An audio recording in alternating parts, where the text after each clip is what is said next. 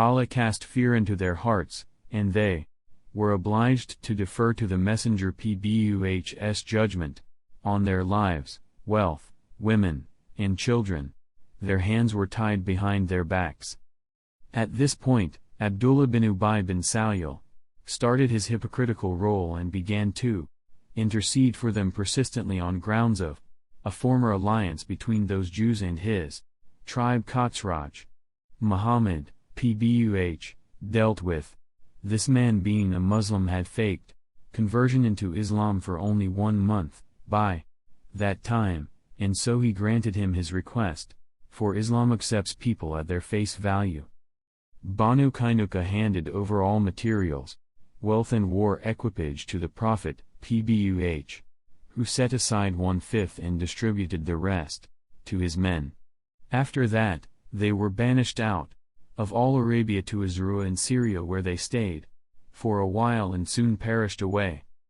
As Salk invasion, two-pronged hostile activities were being independently conducted against the Prophet, PBUH, plots and intrigues being hatched by Safwan bin Umayyah, the hypocrites and Jews, on the one hand, going on and on parallel lines, with military hostilities being prepared by Abu Sufyan aims at saving the face of his people, and impressing on the other Arabs that Quraysh was still a military power to be counted for.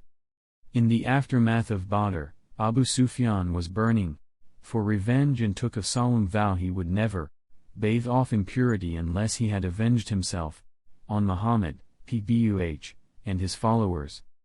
He set out at the head of 200 men towards Medina, was not brave enough to attack it in broad daylight.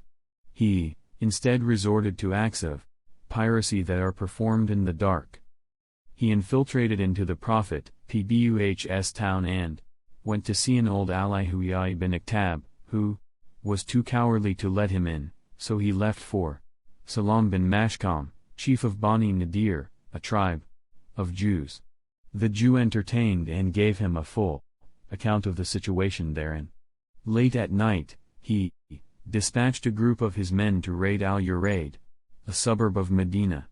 There, the men felled and burnt the palm trees, killed 2 Muslims, and then took swiftly to their heels.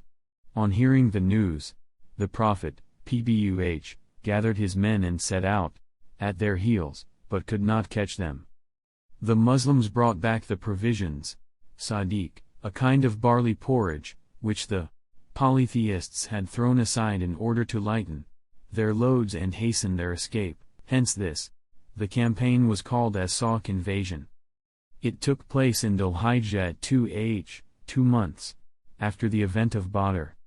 Zad Ahmad 290,91, Ibn Hisham 244,45, the Amr invasion, Muharram, 3 The Prophet, PBUH's intelligence personnel reported that Banu Thalaba and Banu Maharib were mustering troops with the aim of raiding the outskirts of Medina. The Prophet, PBUH, at the head of 450 horsemen and footmen, set out to handle this new situation. Uthman bin Affan was asked to dispose of the affairs of the Muslims in Medina.